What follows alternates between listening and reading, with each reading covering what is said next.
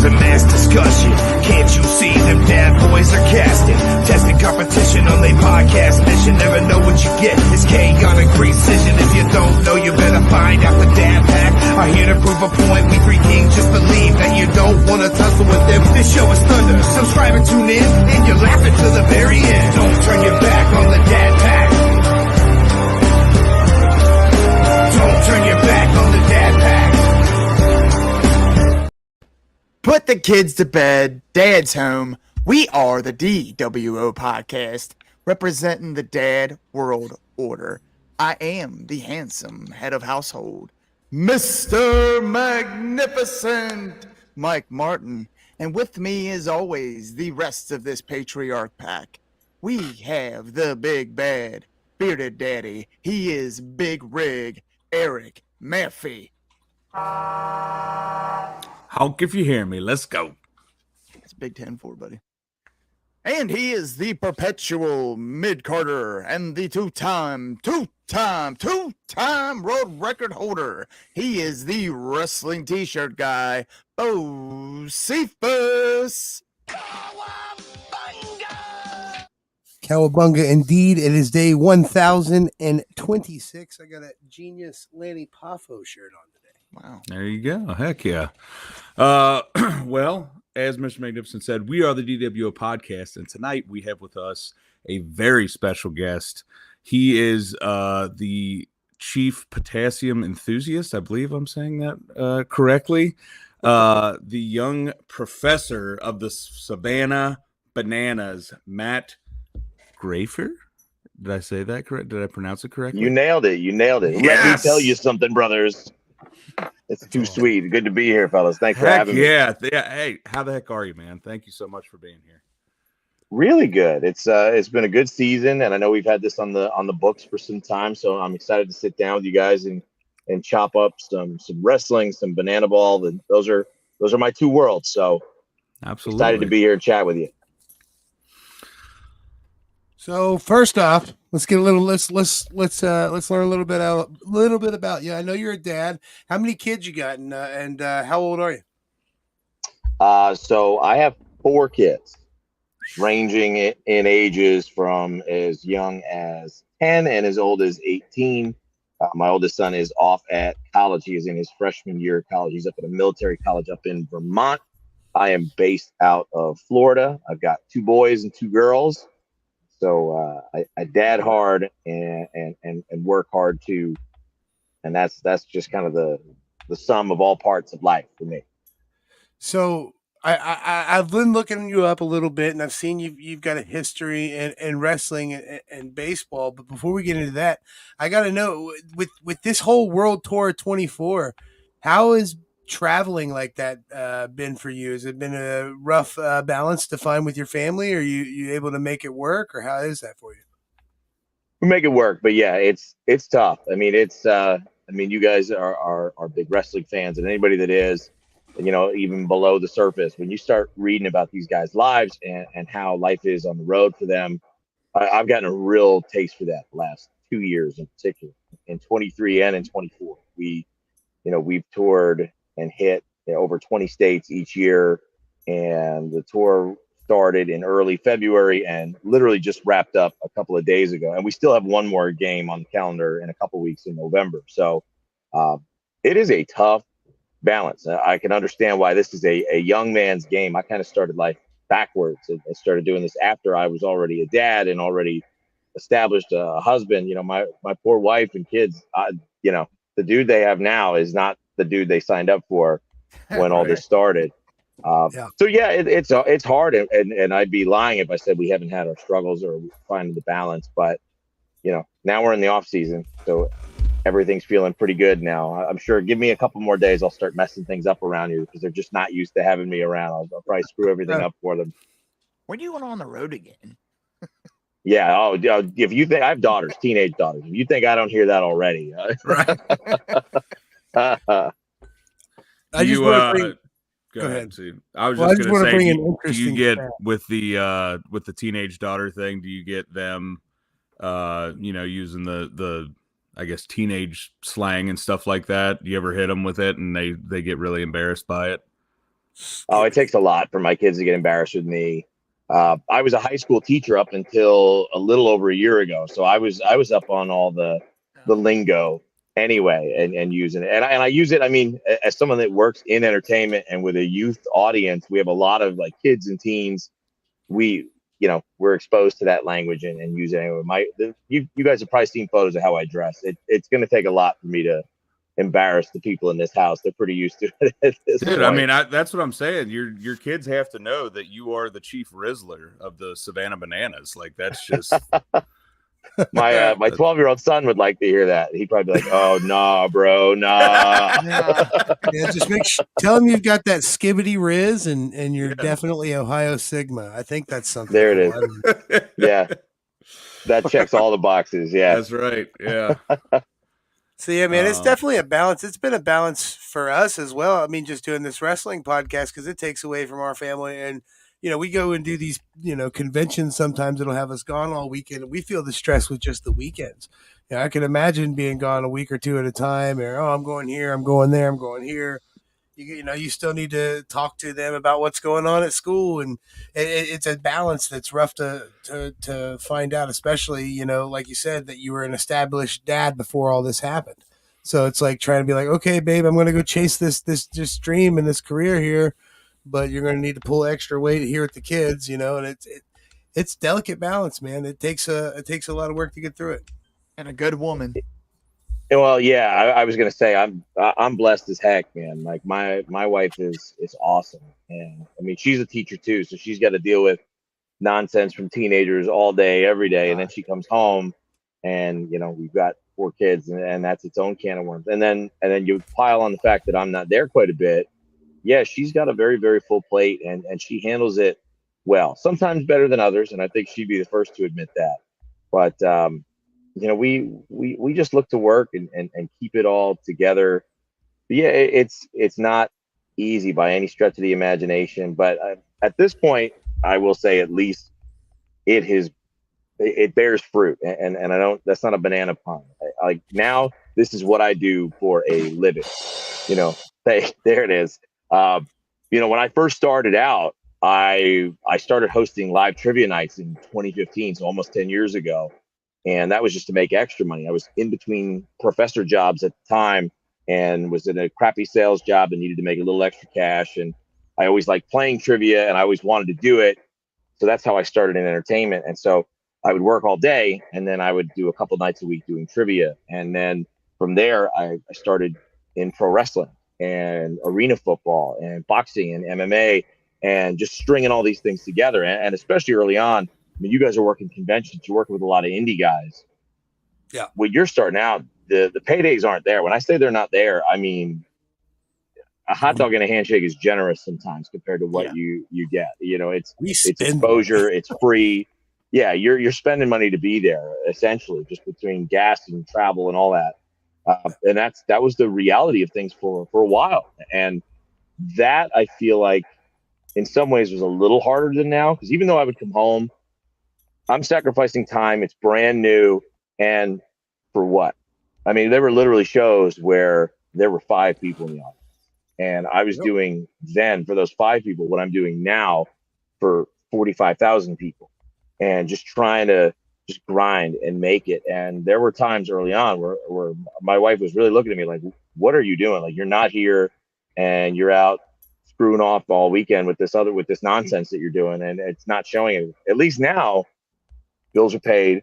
We get to do some amazing things. We get to meet incredible people. We get to go unbelievable places. I mean, we just hosted a cruise out to the Bahamas for the Bananas, and I paid for and brought my family on that. Like, I never got to go on. The first cruise I went on, I was 37 years old. It was a year ago. And the Bananas took me to kind of look and scope out what we were doing.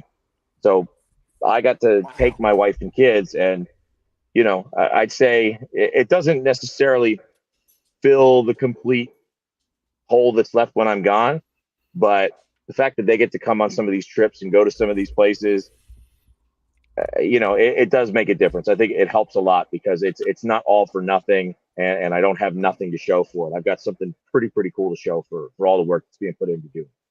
Those are good memories, man. Those are the things that they hold on to, and more so than, you maybe not being there some of the time. So That's kind of I what mean, we we're drove trying up to to do. Fenway Park this summer. They came and we went up to Fenway Park and they got to come in early and watch me perform, and we got to hang out there and we got to stay in the hotel where the Red Sox stay, and it was a swanky bougie hotel, and I Yeah. mean, and Awesome. then we drove from there. We go to Nashville and we go to do a few games in Nashville, and they came up to DC and we got to tour all these cool spots in DC. Met a guy there that's a friend now, and he gave us a very elaborate private tour of the Capitol building. We got to sit on the House floor, and Wow. those are hopefully those are the memories they do come away with. Not the hey, you weren't around, but hey, we got to do some really amazing things because of the job. Right.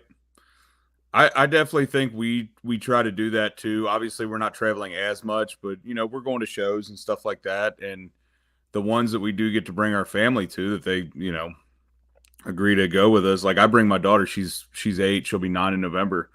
And have been events I've taken her to that I'm like, she's gonna remember that forever. Like just stuff that she gets to experience. Because I mean, she's an 8-year-old girl at a wrestling show, and a lot of the female talent see her and they're just like, I remember when that was me, so they tend to give her more attention and stuff, and she's just had some really cool moments. So it's awesome to be able to share that with the family when you do travel. Has she gotten to meet any like superstars that she's watched on TV or from afar Dude, and get to connect So with them? many. Are you familiar with Thunder Rosa? I love Thunder Rosa. I've worked with her a few times. She's She's fantastic. met her multiple times. She FaceTimed her on her birthday last year. She's been amazing to her. Yeah. And that's just one of them. I mean, she's met She's in a tag Athena. team with Emmy Sakura. Yeah. So they're officially at the Golden Emmys is what they call them. That's right. That's awesome. Emmy Sakura was at we sponsor a promotion called Pro Wrestling Revolver, and they had a women's Grand Prix event, which was an all women's like tournament that they did, and Emmy was a part of it. And Emmy had my daughter. His name is Emmy, so she had a sign that said, "Hi, Emmy. My name is Emmy." And when she came out for her entrance, she comes out in a crown and a big royal cape and stuff. And she had my daughter, stand up on a chair, and she like put the crown on her head and put the cape on her, and like just it's Cool. it's so cool. Those are the best moments, man. My favorite moments in all of my career are the moments like that, where when somebody does something for my kids, and I've had that too. I had that as a fan, and I've had it as someone working in it on all sides with Bananas Right. and in pro wrestling. Liv Morgan has always taken a big liking to my daughter Lillian when she was little. I mean, Lillian's 10 now. But we were going to NXT shows here because I lived in Florida, right near where that whole loop of shows used to be back when like Charlotte and Becky and Sasha Banks and all them were coming up. All those shows were within 30 minutes to an hour of us, like every week. So we were going to shows and they were $10 a piece. They were cheaper than indie shows. Right. And you're seeing all of these people who are all over our TVs now and have been on our TVs for years. And my daughter was getting ready for her 3rd birthday, and she just fell in love with Liv Morgan. That was before Liv was anybody. And like we made signs like the Liv section and stuff. And we had a Liv birthday party for her 3rd birthday, and it was her 3rd birthday. We went to a show, and Liv did the meet and greet beforehand, and we talked to her. She already had kind of gotten to know us at this point, and she asked us where we were going to be sitting, and so I told her. And then when she came out for her match, she was babyface at the time, comes running around slapping hands with all the fans, and I'm holding Lillian up over the barricade and takes the hat off her head, which was in all her promo shots. It wasn't like Bret Hart's glasses where there's lots of them. This was like a one of one, and puts it on her head and says, "Happy birthday, Lily." And place just erupts, big pop. We still have the hat. We still have all that stuff. And that's the stuff you never forget. I was still just a fan that I was a year or two away from doing anything in the business, but it's just magic what these folks can do for your kids. I think as a parent, you get to look at it a whole different way. Same, man. You get to relive what you liked as a child, but you get to see the magic work. And it's so neat because my kids are doing the same thing. They're falling in love with pro wrestling. They're falling in love with sports right now. I'm their soccer coach. and my girls have made it all the way. We're 3 games away from the championship, and the fact that we're even there, like especially when we started off losing, like I was texting them the other day. We won a game 9-3, and I'm just like, I feel like Rodney Dangerfield when he was teaching the ladybugs. You know what I mean? It's insane. Hey, Like, I can't believe how good they are. Kick the ball in the goal. Yeah, ooh. Hey. Good reference. Yeah. Yeah, man. Well, I'm getting to be old a little bit, somewhat. I'm 37 now, so you know. See, I'm older than you. I'm 38, so I'm with Okay. you. Yeah. I remember them So- days. So then I might be able to answer my next question. Then, what era did you get into wrestling? Was it the Stone Cold Steve Austin era, or were you a little before that? Yeah, dude, we were broke, so we didn't have cable till I had to be on the honor roll the entire year, my 5th grade year, to get on to get cable, and that happened to be 96, 97. So Oh, that's yeah. when I started watching, and so that's when Stone Cold was peaking. The Undertaker was the first character to really kind of just rope me in. I got a would flip back tattooed and on my forth arm. between Nitro and Raw. Yeah, like Yep. it just. I fell in love with that when I was like 10, 11 years old, and that's been it for me. It's been the sport or entertainment medium that I have loved the most ever since. There's something about it, man. People like, I mean, yeah, I can tell too. People like us are natural talkers, so that kind of we gravitate to something like that in a way. You know what I mean? So it's interesting how it grabs you.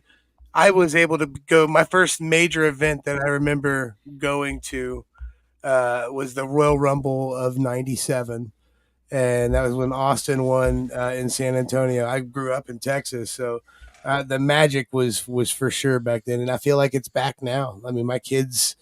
I think part of it I let them stay up on wrestling nights, but I think so that's part of it. But they look forward to wrestling now, and it's just cool. Like, oh, we watch it as a Well, family. dude, Mania this year I think was one of the coolest WrestleManias in a very long time, and I Yes. still watch. I still follow.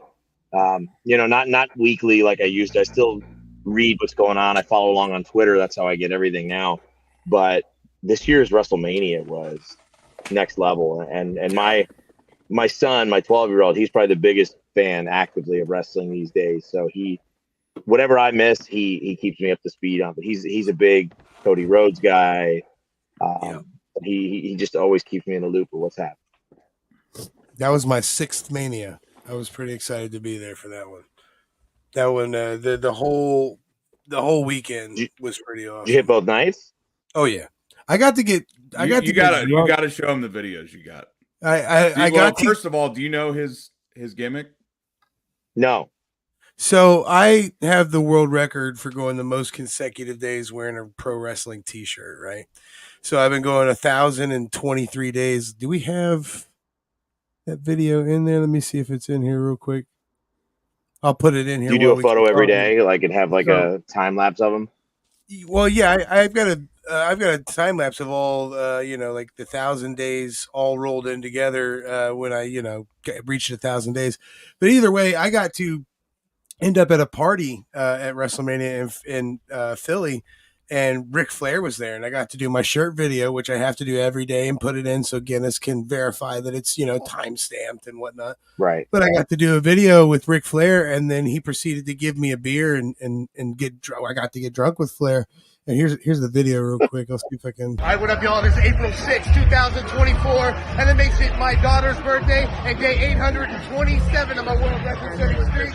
We're going the most consecutive days wearing a different pro wrestling shirt design, and I'm with one of the greatest to ever do it, Ric Flair. Can I get a woo? Woo! And bro, that's it. That's the moments, man. That's what you're talking about. Like all those dues you paid, all that work you paid, where there was 5 people in the crowd, is why you're getting cool moments that you can show your kids. Like this picture I'm going to pull up right here, bro. Yeah, that's the coolest. That's by far the coolest moment ever in my entire career. Yeah, dude, For sure. You can see it in your smile. You're just like, yep, that's awesome. Like this is my day.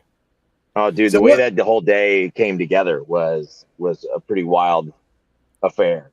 So how does something like that happen for the Bananas? Is that something where Cena just calls you guys like, "Hey, I want to come play with you guys"? Is that how that happened? Or It was in the works, I think, for at least a little bit of time because we had a custom jersey for it, which means there had to be some kind of coordinated effort to make it happen. And it was a Ricky Stanicki jersey because it was like a week or two before Ricky Stanicki dropped on Amazon. So he was doing all the promotional rounds for that, which was a good flick, by the way. I enjoyed it.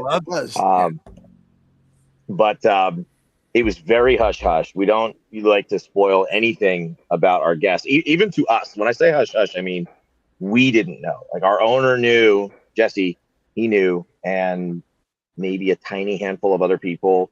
But we were in Tampa. That was opening weekend of the 2024 World Tour, and we're in Tampa. John lives in Tampa. We kind of had a feeling we'd have some guests out there. Nick Swisher was out that weekend. And like Swish has been with us a couple times before. Great dude. But like, they were all rumors. So we were looking up who lives there. Titus O'Neil was there that weekend.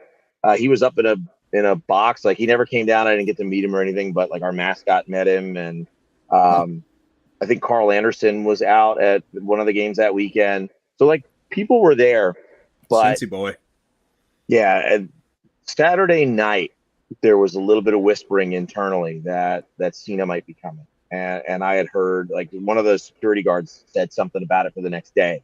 And I was like beside myself because I was like, yeah. Oh my God, like, well, and that plus, I mean, I sometimes get to do those big introductions for some of our guests, not all of them, because our owner likes to do them too. And it's his team. He's the reason we're here. I get it, but I'm his MMA and pro wrestling announcer on the squad. So I woke up Sunday morning, it's a day game, and I wrote this text to him. I said, hey, so a little bird told me we might have a pretty special guest today. And if that's true and it's who I think it is, I think you should let me, your pro wrestling announcer, take this one, right? I'm really shooting my shot, which I had no business doing whatsoever. And the text I get back immediately was, who told you? So immediately I'm like, this is going badly. This is terrible. I'm like, oh no, this is horrible. And I was like, I heard a security guard say it last night. I have told no. He's like, it's supposed to be a complete secret. Nobody's supposed to know. I was like, I haven't told anybody. And other than whoever was with me with the security guard, I had not told anyone. So I was telling the truth that I've not told anybody. Didn't hear back from him. Time to get up, go to breakfast. I'm suited and booted. I go down to breakfast. We're all waiting at breakfast. We're going for the bus to go over to the stadium. And Jesse's down there. I'm down there, and I'm no selling him for now. I'm just eating my breakfast. And then he looks over at me and he goes, hey. And I go, yeah. He goes, we'll work something out. And I was like, okay. Like and I was like, all right. Like, so I kind of already know where this is going at this point. And so they were all, I'm like mulling around because I already know, like, I'm like, he's coming. This is going to happen. And they're like sneaking him in. They snuck him into the locker room with the guys, with the Bananas and Party Animals. And like the reaction was just through the roof. Like the players lost their minds because, a lot of those guys are wrestling fans and grew up watching John. And so they're, they do what they do. They shot a video, put out a video of that whole thing. And then we go out on the field to rehearse. Because we got to practice all this stuff because John's used to coming down through a curtain down the aisle. Now he's got to come up through a dugout, and we have to hit our spots and our timing and our music, so we have to rehearse all the spots. And so I'm rehearsing his intro with they're like, Professor, get out here, like they're like, you need to look up his stuff. I was like, nope, I sure don't. I'm good on this one. Like, this one I know. And so we practiced it. We ran it a couple times. John took some photos and shook hands and chatted with us for a few minutes. I mean, I was setting up our pre-show and other stuff we're doing, but then we're, off to the races. And then, we get there. It was like the second inning, and I'm like, all right, Professor, get ready, go, and walk out. Now coming to bat, boom, and then you hear his music, and then you just do the whole rest. And people are like, what? Because we play stuff all the time, and sometimes things are a joke or a gag. And John comes running out, and the place just explodes. And I've got like lightning shooting out of my fingers. I have so much adrenaline, just the biggest, most spectacular announcement of my entire life. I posted it. Michael Buffer like commented on it on Twitter and stuff. And Oh wow. I came off, and like John's management like put me over, and then John was down there, and he was like, man, you did a really good job. Like, so to go from working in these little, like the first guy I ever announced in a mall in Daytona, his name was Dirty Ray Sanchez, as in Dirty Sanchez. That's the joke. Like, this is the caliber of like performer that I started with. Like, that's the first name that the young professor ever uttered into a microphone in front of wrestling fans.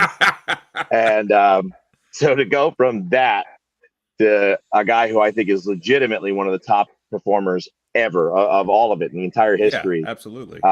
It's pretty spectacular. 16-time world champion, dude, and can't nobody take that away from you. You know what I mean? You may never do you may be a Savannah announcer for forever, never do another wrestling match, but can't nobody say you didn't introduce the greatest champion of our era. That is, I mean, that's cool, man. Those are those moments that we've been talking about this whole time. So yeah, that was one for me. You know, my kids get some, but that one was mine. That was a good That one. one's for Dad. you talked about Michael Buffer, and I saw this picture here too. And since she's topical, I'll bring this one up. How sweet of a woman is she? She is Super nice, man. Yeah, very kind. We only got to interact very, very briefly. But in that time, I just put her over. I just said, I just want you to know I'm a huge fan of what you're doing. I think you're the best out of all of us right now, and I do. I really. That's why I was just shocked yesterday to hear that, because I don't think it gets any better than her. I think she's the best announcer who's ever done it, and I know that might be, you know, a lot of people may not agree with me on that, but I think she has changed the game for announcers, particularly in pro wrestling.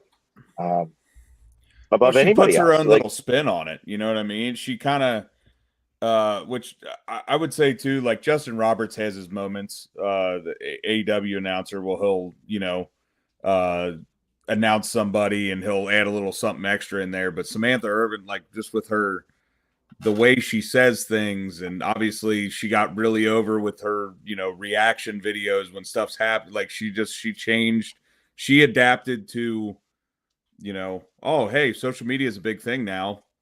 All I do is sit at ringside. Let's make something out of that. And it blew up. Well, and they highlighted her and they focused on her and they let her do that. And they've never done that with anyone. Right. Ever. Nobody. Even and they've had a ton of great announcers over the years, and they've never let any of them cook like they've let her. Right. And I mean, they've just allowed it and put it on camera and highlighted on their social media. So it's not even just her social media, it's theirs. And right. It's and I've loved it because I've come up around the same time that she has, and some of the stuff she's doing or she's been doing or stuff I was doing, and I was always fighting that we should get to do, because there's this whole outlook on announcers, or at least there has been in the time that I've been doing it, where, you know, you're just there to blend in. You're not there to stand out at all. You just, you know, do the names and that's it. And that's all.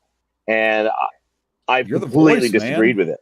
Yeah. You're the You ring can man. add so much more to a show. Like you should never take spotlight away from any of the main performers, but dude, you just do the your way job she says well. Chelsea Green. Yes. Like, yeah. Just that. That's all she puts Chelsea a little green, just a little something. Yeah, she and doesn't people love it. Take anything away. She just adds. Yeah. And it's nice because it's something that wouldn't be there otherwise. And I've just really been such a big fan of her work. And so to see her leaving is just shocking to me, because I don't think that's I don't know where she's going to go or what she's going to do. You guys know she was on America's Got Talent? I did not know that. Sings. Yeah, she sang the national anthem at the Raiders game. She's stupid good. She was singing a song at Fenway Park the week after I was at Fenway Park. And I saw that pop up. That's weird. Like, I'm performing the same place as she is, and kindred spirits. Small. Yeah, so just cool. How did that feel going into a place like Fenway to perform? It was terrifying, to be perfectly honest, to start with. I mean, you can feel that hallowed ground there for sure. Yeah. It feels big. It feels important. It feels historic. Like, you just know where you are And so it was special, and that was really the second big league stadium that we did. So it was still pretty new for us. I will say, by the time we got to Miami, 2 weeks ago, that was the sixth major league stadium we did. You still get nervous, but those first couple were really, really intimidating. And then once you start doing, I guess it's like anything, the more you do things, the more you kind of start getting used to them. Because I remember we walked into Minute Maid Park. That was the first big league stadium we did this year in Houston. And I remember I felt a pit in my stomach when we walked in that morning and I just saw the field and just saw the empty seats. And I just went, oh wow. So how big is the Savannah's home field? How many does it seat? We seat 5,000 people. 5,000 people, and you went from that. We added 1,000 seats this year. Yeah. Jeez. Wow. It was 4,000 before that. Wow. So you went from that to Major League. Yeah. And they're selling out, correct? Like I'm not. Yeah, everything's been solid sold out. I mean, Philly was the biggest one we did this year. That was 45. Allow me real quick to run through some stats real quick. 2024 alone, you guys provided 21,348,000 seconds of banana ball. You guys were in 29 cities, 21 states, over 1 million fans from Tampa to Sacramento. I mean, you guys, it is like for lack of a better term, it is a fever pitch to go see the Bananas. That's why we were talking about before.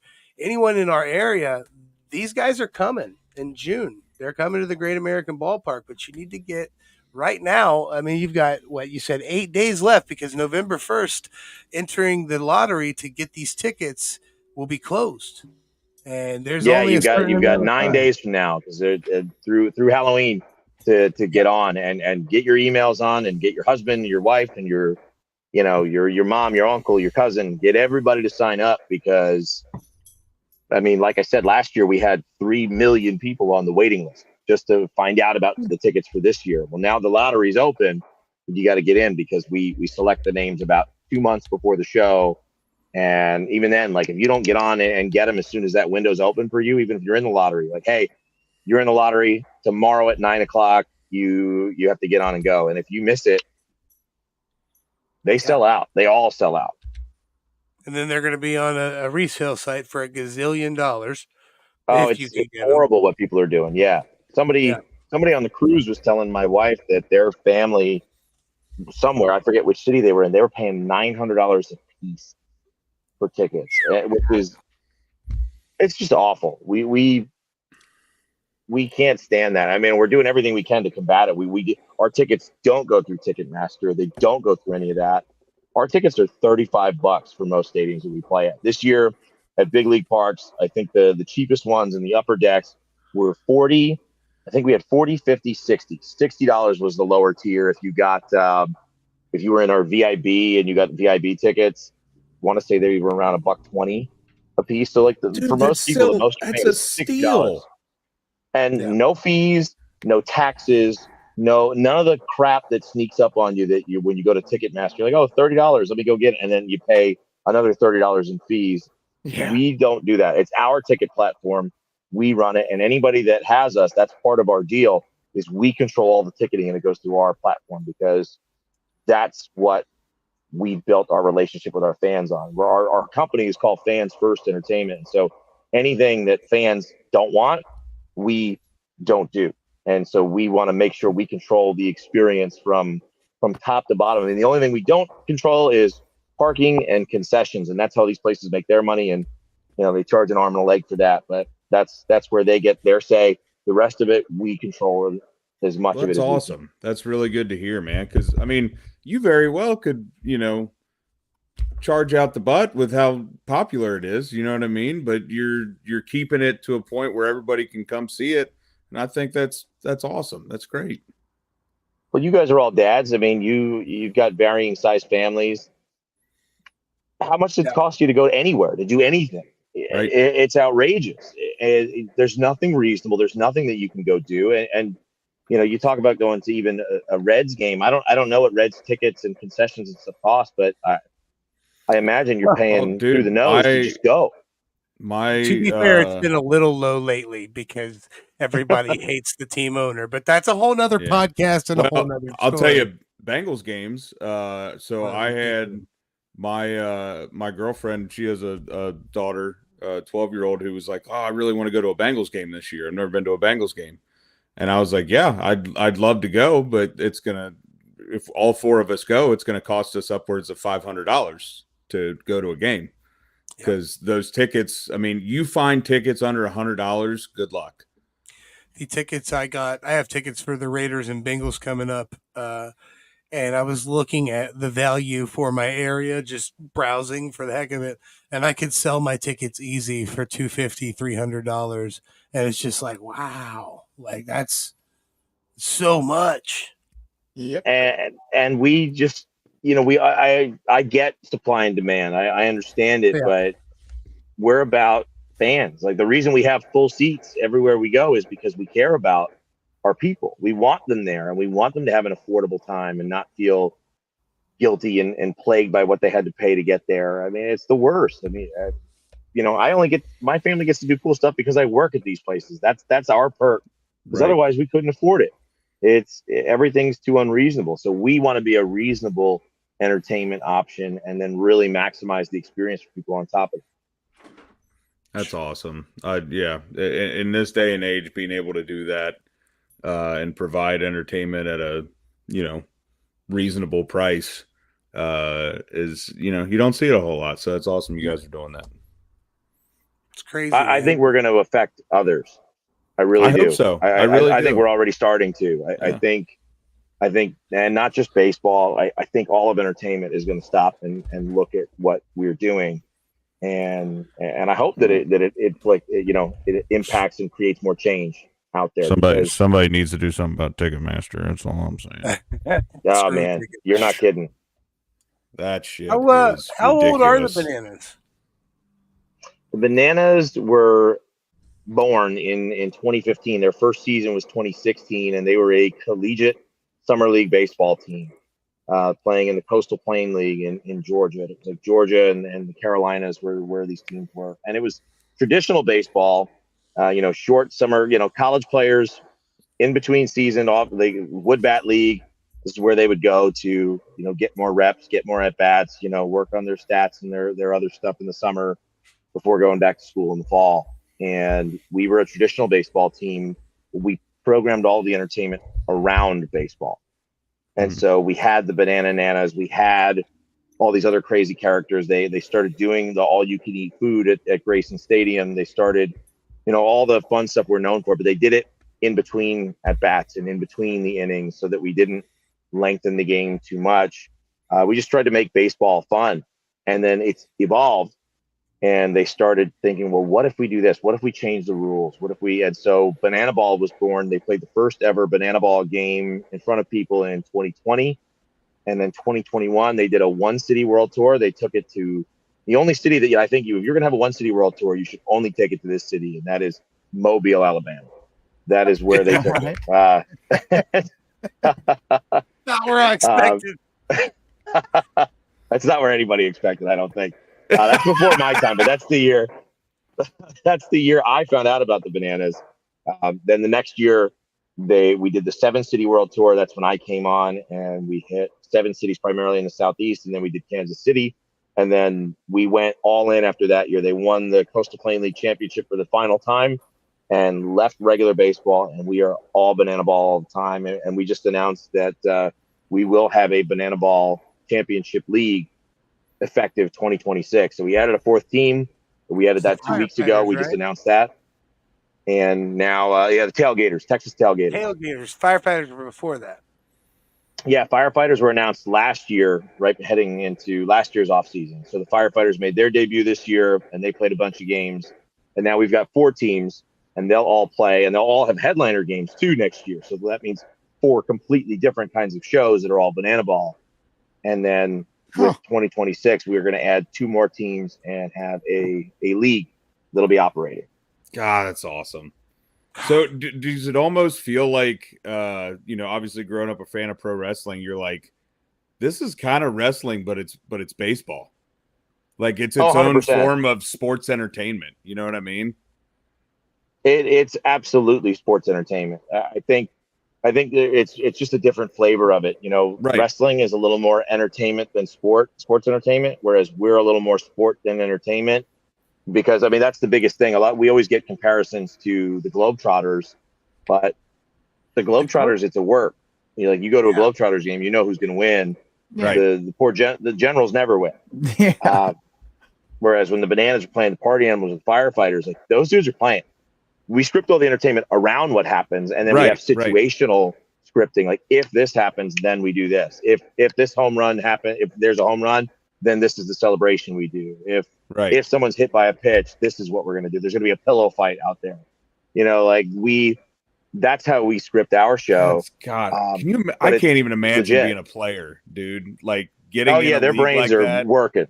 And just being, because you have to be an athlete, obviously, but then you have to have the creativity to go along with it. You can't be a stick in the mud.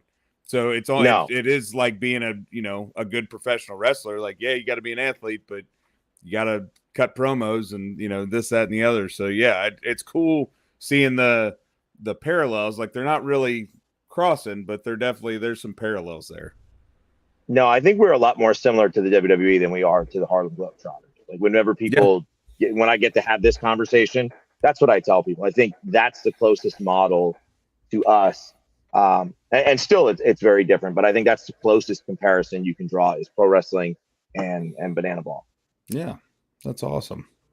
So is for lack of a better way to describe it, is Jesse like the Paul Heyman or the Vince McMahon of the Savannah Bananas? Is he basically in charge of all that creative stuff? Does that all come from him, or is there like a team of you guys doing that kind of stuff?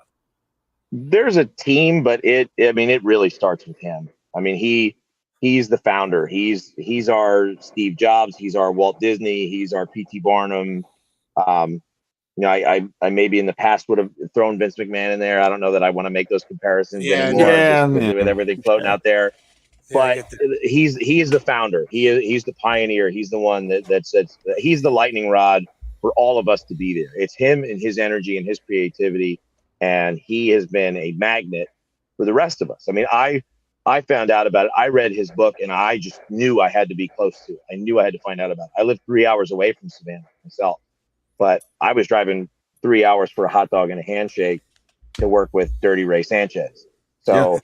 I will drive 3 hours to go to Savannah, Georgia, to meet like-minded people who are being successful and are clearly my tribe. And that was the way I looked at it. And so it starts with him. A lot of ideas come from him, but we all sit in meetings weekly and come up with different ideas for different parts of the show, because there's a million parts of our show. It is nonstop entertainment, and it's not just the game itself. The game is a 2-hour game. That's one of our rules. The game's 2 hours long. We have a 2-hour time limit, but our pregame, like that leads all the way up into that first pitch, is probably about an hour and a half. And before we let people in, I write and produce this entire show out front on a stage in front of however many people we have out there, which sometimes is over 10,000 people, sometimes tens of thousands, like when we were in Philly or Cleveland this year. And that's an hour and a half show. So we're providing 6, 7, 8 hours of entertainment just nonstop for people. Yeah. So we have a lot of creative people that are operating and are empowered to not only create, like come up with ideas, but then execute them, evaluate them, improve upon them, and then just keep coming up with new stuff and adding as we go. That's so awesome, man. Yeah, that sounds like, I mean, you say 6, 7 hours entertainment in the day. I mean, sounds like a day of going to WrestleMania. You know what I mean? Like it's just kind of nonstop. Like, and you guys are doing it, however many times a year, traveling all around. That's unbelievable. Still a grind though, man. Oh yeah, I mean, people say like, oh, if you do what you love, you never worked a day in your life. I'm doing what I love, but I feel like I worked at the end of the day. Like it's still waiting feel on every bit of it. I feel like you ain't working, man. You ain't trying, and You got to put that grind in. We're birds of a feather like that. You talk about driving to Savannah for a hot dog and a handshake. We drive to Iowa. You know what I mean, to support our pro wrestling people. You know what I mean. We get that driving just to be there and pay your dues. It helps though, man, and it's part of manifesting. I believe manifesting is very real. I manifested this. I told these guys, man, we were talking about some of your videos one day. I was like, I'm gonna get someone from there to come on the show. And then I saw your page and I was like, that's it. That's it. I'm gonna get him to come on the show. When you think about something and you make it happen in your head, it's so real, man. I used to give people crap for the Tony Robbins positivity books, you know what I mean? But at the same time, man, when you apply something and it works, what else can you say? It works for me. I manifest all this, you know what I mean? Anything I can to try to get a cool shirt video or get us a cool guest or whatever the case is. When I tell myself it's going to happen, it happens. So, I mean, I think that has a lot to do with the success of the Bananas because it looks like he's Dude, you're not wrong at all. And I remember learning about it and being skeptical of it. The first thing I ever manifested, I was in grad school and I talked about wanting to give the commencement address, and they put out this thing for student commencement speakers, and I did it. And that's the first time I'd ever had a giant stage in front of thousands of people. And I have countless experiences where that has happened over and over, including recently, including small things. I mean, I've done videos. If you guys go back and look through my stuff with the Goodyear blimp this year, 2 years ago, I put up this, it was a year and a half ago, it was April 2023. It was National Bucket List Day. And on Twitter, I just put up, I said, 3 things on my bucket list. I said, take a ride in a Wienermobile, fly in the Goodyear blimp. Seriously, how does somebody even get on that thing? And then announce in Madison Square Garden. I've done 2 of those 3 things this year. And shoot. And the Goodyear blimp is invite only. I've not done Madison Square Garden yet, but you know what? I will. You're right. And it won't be Banana Ball because we can't fit in Madison Square Garden, but there's a lot of things I can do. There's a lot of things I can host, and it's going to happen. It's a matter of time. I mean, I've now performed at places bigger than that. So, that's just one of those venues for me, having grown up right near New York City. That's the spot for me with all the wrestling history. I mean, and that's the place. That's the hallowed ground for sure. Right. Man, it's the power manifestation is real, brother. I believe you will. I can't wait till one day I get to share that post with these guys. Be like, look, he did it. I'm going to people did that with the blimp. They called me. They were like, hey, we've seen your stuff. We hear the Bananas are coming to Cleveland. We're right outside of Cleveland. You guys want to come take a ride? I was like, oh my God, yes. What do I need to do to So I got a bunch of the players and some of our guys together, and we went and we got to fly in the Goodyear blimp, which was unbelievable. How is the takeoff on that? Because I hear you go way back, right? Don't you tilt all the way backwards, or no? Before that, I rode on a different blimp a year ago, which was another probably even more random because I won that in a contest again, 6 months after that post about riding in a blimp. But it depends. The Goodyear blimp is a semi-structured vessel. So it's got rotors that are 360 degrees. So they can kind of turn in any way they want. And that thing just kind of goes up real easy. It doesn't really have a whole lot of tilt up or down when I rode that. But the one that I rode the Subway blimp in Orlando last year. And that one is a non-structured balloon. So it doesn't have, and so its rotors are different. And so that one was a little more up and a little more down. That one, you really needed to feel that seatbelt locked in there to feel like you're staying where you needed to stay. It's gotta be kind of hair raising riding in a blimp alone, So I mean that kind of tilt on it, whew, like a roller coaster. It was cool, man. It was cool, very cool. I'm not very fond of heights, but I definitely did the Empire State Building. So as much as I hated it, don't get me wrong, it took me I bet you a serious amount of time, 10 minutes before I was able to leave the center of the building and move to the edge to look out. Because I was just, once you get up to that top floor, it's just like exhilarating, man. I can only imagine being in a blimp. That's Luckily, they got those big ass guardrails on the Empire State Building. They're up nice and high, so you feel usually pretty good up there. yeah. My brother was trying to stick his hands through and film outside.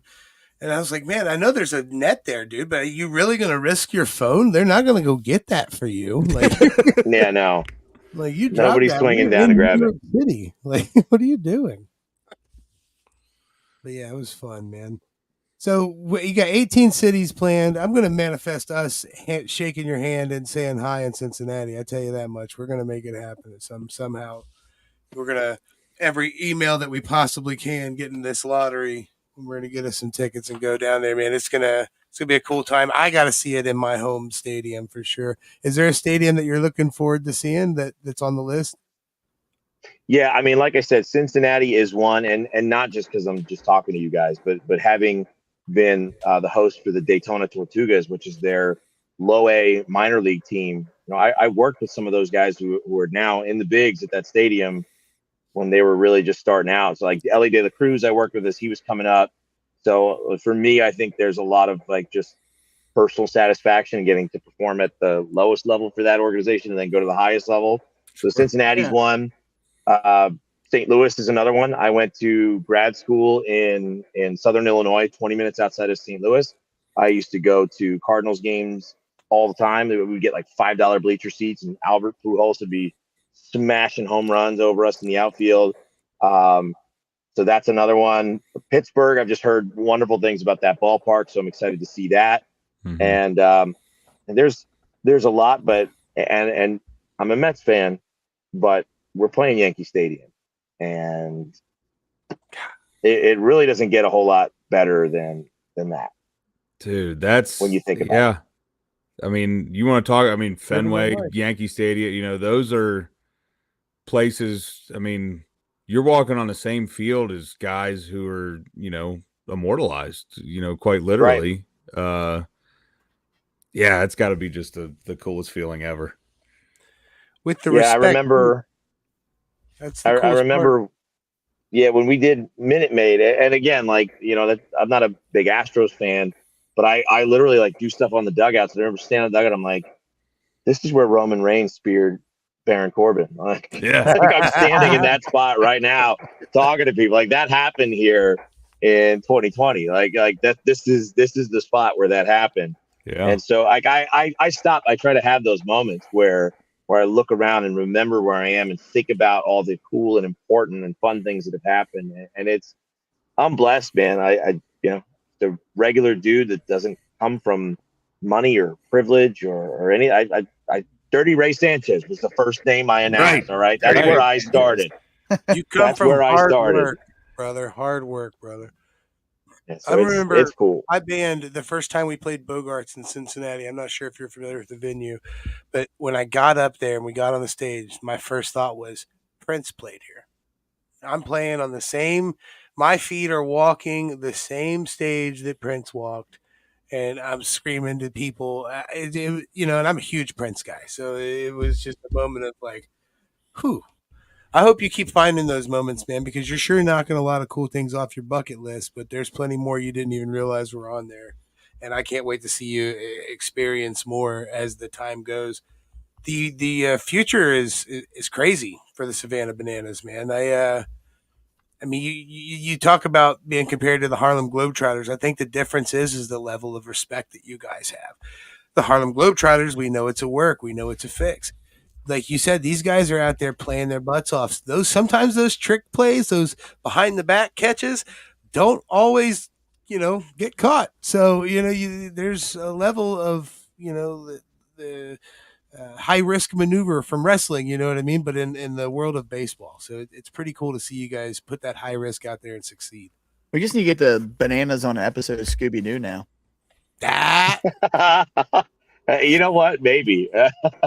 At this point, like I said, I don't. Everything is on the table. Everything. We just started manifesting this with you. We're going to help you. We're going to put positive vibes to it. The Bananas are going to be in an episode of Scooby Doo, and you're going to feature in it, and it's going to be awesome. That'll be great. Scooby-Doo needs a show, first of all. We need to get Scooby back on the airwaves, but Well, he's been making one-off movies right now. He did one with Kurt the Cowardly Dog not that long ago. So it's very possible their studio's working on it, man. I'm glad you're up on all the recent Scooby lore. That's good. All these toys back here. There's a John Cena and Scooby-Doo 2-pack up there. I am a huge John Cena and a huge Scooby-Doo fan. So, yeah, I'm versed in the Scooby-Doo verse. So you mentioned that, and so my bedroom's out through the door here, and I have I'm currently reorganizing it, but I have shelves and like IKEA. So anybody I work with that's famous enough that they have an action figure, I have their action figure a couple of years. So I have tons of drivers from NASCAR that they all have the toys at their cars and stuff. But like my shelf is so diverse that I have to order a SpongeBob and Patrick figure because we did a crossover like officially with Nickelodeon this year where we had SpongeBob and Patrick out. They were like the official costume characters from Universal. So like I'll have John Cena and SpongeBob, and they are legit people that I have announced in front of large crowds. Hey, I'll tell you what, I don't think the range on this guy. Hey, Samantha Irvin may have announced John Cena, but I don't think she announced SpongeBob. So that's one up you got on her. You know. Oh man, you're friends with an undersea sponge. That's pretty cool. That's right. And who would know? I had no idea that Bikini Bottom is actually located in Des Moines, Iowa. I had no idea that. I would have never known that. I believe. Yeah, that's where that crossover happened, and I was like, this makes no sense. Des Moines, Iowa. Iowa's an interesting place. But yeah, man, we appreciate you coming on, dude. We've about hit our hour already, man, which is a great sign because the first time I look at the clock, we're 56 minutes in. So, I mean, that goes to show you're an easy guest. We like guests like that. It's easy for us to get through get some interviews aren't that easy. You know what I mean? But I know I've done my fair share on both sides of it. So yeah, I understand. Yeah. You got anything you want to plug before we end up wrapping this up? Gosh, follow me on social media. All platforms is at Young Professor G. Got a more professional announcement coming tomorrow for a lot of people that are aspiring hosts because I've talked about our growth and we are looking for more talent and like top tier talent. So I've got a busy prep season as we call it ahead of me. Okay. And I get back into a cage this weekend. I'll be ring announcing for MMA for Combat Night, Jacksonville, Florida. I've got Viral Pro Wrestling. I'm stopping in there in Georgia in December. Just kind of keep myself busy, keep the reps going, but go back to the things that gave me my start that I still love to do, and make sure I don't have to knock off too much rust when we hit the ground running in February. Man, when we hit February next year, we're playing in front of over 2 million people. So, this year was 1 million. Last year was 500,000. We just keep going, and it's I'm honored to have been asked to be a guest with you guys and get to share a lot of this with your listeners. And I hope people have learned a lot and had some fun. Heck yeah, man. We definitely have. Like I said, I'm manifesting that handshake when you come to Cincinnati. We're gonna all get to say hi, and it's gonna be pretty cool, man. I'm interested in following your career, man. I'm excited to see where you go from here because I mean you're already you already got that rocket strapped to you, so we're gonna see just how high you shoot, man. I'm excited to see it out, especially when you're a good dad too. On top of it, it just makes it fun for us to watch. That's what we look for in a guest is either a good person to talk to or just an overall good dude, and you're both of them. So thanks a lot for coming on, man. Thanks, guys. Really appreciate it, and thank you. We do have I know we told you before the show you're we're right. not super structured, but we do have one question that we ask all our guests. And our main man, Mr. Magnificent, always asks it. Mike, go ahead and hit him with it. Yeah, well, being a dad yourself, we're all budget-minded individuals. So we just like to poll everybody. What do you keep your thermostat set to? 70. Okay. That's a bill I will pay. That is a bill that I will pay. No, it's a beautiful number. Yeah. Our window is 68 to 70. It's a good happy medium. Yeah. Oh, I would go lower if it wouldn't cost me too much, and if Yeah, no, everyone would cry about it. But I would 70 too, is yeah. where I got. Right. Well, that's good. Well done, good, sir. Good, well done. good Dad window. Good question. approved. Do you like how I had one in the chamber ready? Like, Oh, I you were just just- knew you immediately knew what it number. Like, oh yeah, immediately. that one. Well, okay, so the acceptable answers are 68, 69, 70, Nice. or whatever she tells me to put it at. Yeah. Those are the acceptable answers. Yeah, thanks for coming on, man. This has been an absolute blast. Really hope that we get to see you when the Bananas come to Great American Ballpark. What is the date on that? Next June, year? Oh, June. Hold on. I'm June something. something. Yeah, We should have had this up. I know. Wow. I know. I had it in my paper calendar. I don't know if I got that far in my digital calendar for this year. Coming up yet? I know it's June. I want to say it's June 23rd or 25th. I think it's 2 days in a row. I know that. That sounds right. So that would be probably 21st, 22nd, something like that. Oh, okay. I've got it right here. But you know what? Everybody's got to get. Okay, well, everybody's got to get in that lottery by November 1st. Get in that lottery now. Date. Yeah, the SavannahBananas.com, and you'll find a link on the very, very base page that shows you exactly how to get to it. So we got the website scrolling along the bottom there. If you don't know how to spell Savannah or bananas, we got you. Yeah, right there. Well, yeah, thanks again so much. I can't tell you enough how much we appreciate this. It's been an absolute blast. And as always, we are the DWO podcast. I am Big Rig Eric Maffey. He is Mr. Magnificent Mike Martin. He is the wrestling t-shirt guy, Bo Cephas. And he is the one, the only, the young professor. As always, check us out on all the socials at DW_podcast, Facebook at the DWO podcast, TikTok at DW_pod. Get that dad merch at Pro Wrestling Tees and Tee Public. Like, subscribe, listen, follow, get that dad merch. Please, it would really help. You know what I'm saying? Click all the notifications, bells, and all that stuff. I still don't know how social media works. But I know follows and all that stuff is good. So please do that. We'd really appreciate it. And share this with all your friends so people can learn more about the Savannah Bananas. Cannot wait for you guys to come to Great American Ballpark. And until next time, top dads.